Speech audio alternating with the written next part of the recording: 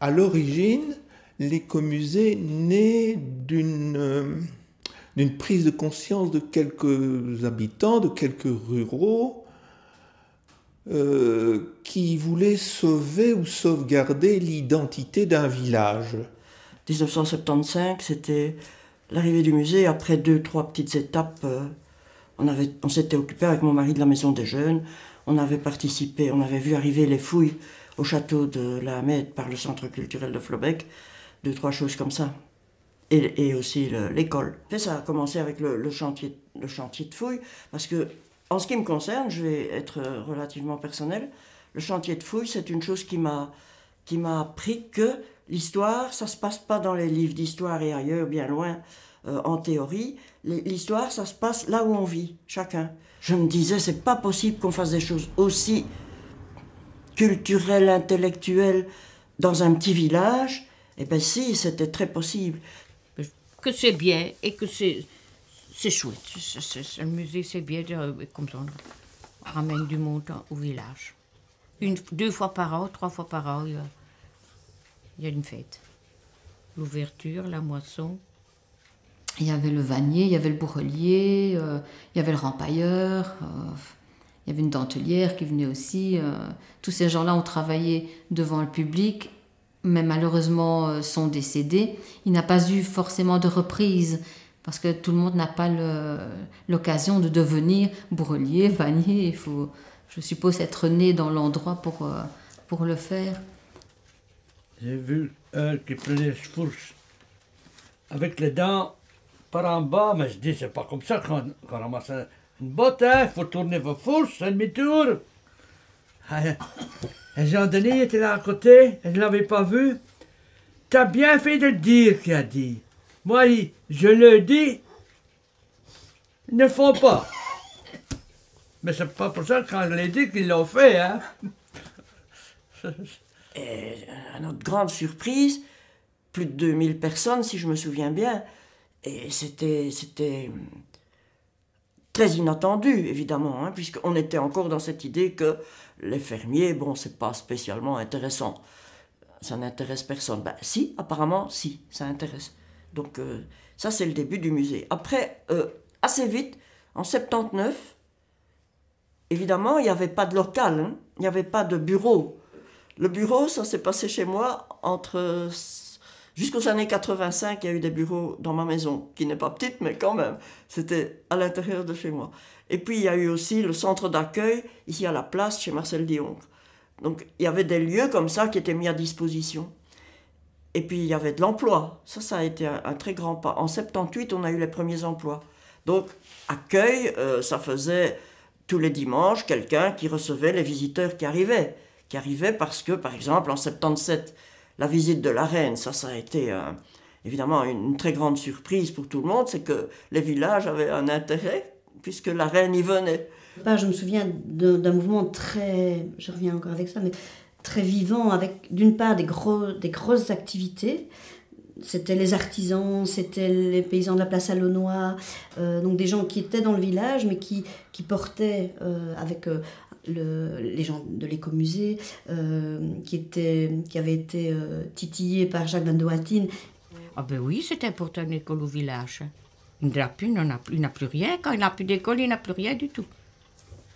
L'action pour la défense des petites écoles rurales, il y a eu tout un regard vers la Hamède. Ça a été dramatique à certains moments. On se demandait si au mois de septembre, on serait encore là.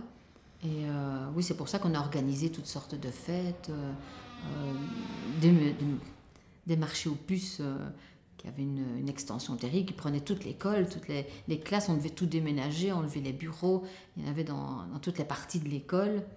Et les gens du musée venaient vendre au marché aux puces en même temps que les gens de l'école. Tout était vu en grand. Petit village, mais grande fête. La moisson, c'était énorme. Il y avait aussi on tuait le cochon, et ça c'était dans la ferme ici, plus loin, chez Marcel Dioncre. C'était aussi une fête gigantesque qui a dû être arrêtée parce qu'on ne pouvait plus tuer le cochon en public. Pourtant, c'était fait. La bête n'avait pas le temps de souffrir. C'était peut-être pas mieux dans les entreprises, hein. Ici, c'était fait à l'ancienne, mais c'était bien fait. Et c'était franchement une belle fête. Les années 70, c'est Agrissin, c'est la lutte contre par rapport à la WIT, le mouvement par rapport à la WIT, c'est aussi une coopérative agricole, c'est dans ces années-là, donc qui était quand même assez original, donc qui regroupait un petit groupe d'agriculteurs pour acheter du matériel, parce que justement en lien avec l'agriculture qui évoluait, le matériel devenait plus cher, donc voilà.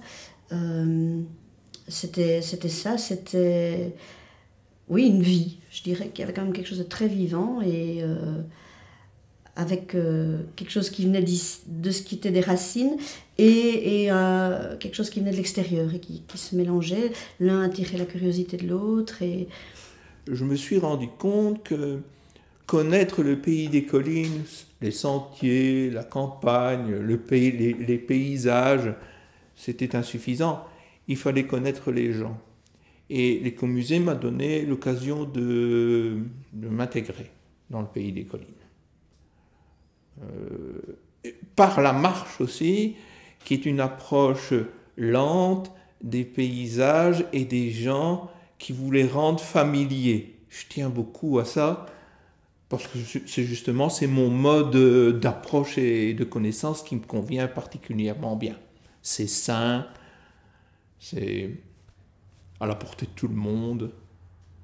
Je trouve que, pour ma part, l'arrivée de gens extérieurs est très enrichissante, parce qu'ils arrivent avec avec leurs apports.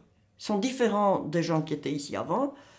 Ils apportent leur manière de penser, leur manière de vivre, leur manière de comprendre le lieu où ils s'installent, et ça ne peut qu'enrichir l'ensemble du milieu. L'écomusée a continué de jouer son rôle. Et comme ce sont mes racines, je ne suis pas un citadin, j'ai trouvé là un lieu qui me convient. Il n'y a pas besoin de diplôme pour entrer, il n'y a pas de hiérarchie, on est le bienvenu si on décide d'adhérer à des projets concrets aussi. Mais ici, c'était un laboratoire. Hein. C'était un laboratoire. On a servi d'exemple et de motivation pour beaucoup d'autres lieux qui se sont réveillés un peu après. Je crois qu'à ce moment-là est arrivée une fierté d'appartenance, c'est-à-dire qu'on a repris conscience qu'on n'était pas des nuls parce qu'on habitait dans un village. Bon, c'est bien. C'est bien. Ce sera peut-être encore mieux quand on va faire des travaux. Je ne sais pas, mais j'ai entendu quelque chose, qu'on allait faire des travaux, ce sera peut-être encore mieux. Je voudrais bien qu'il y ait un village encore avec des agriculteurs. Un peu comme des gens qui chercheraient un port de pêche sans pêcheurs, c'est une absurdité.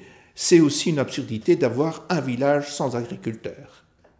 Mais avec un type d'agriculture qui conviendrait au plus grand nombre.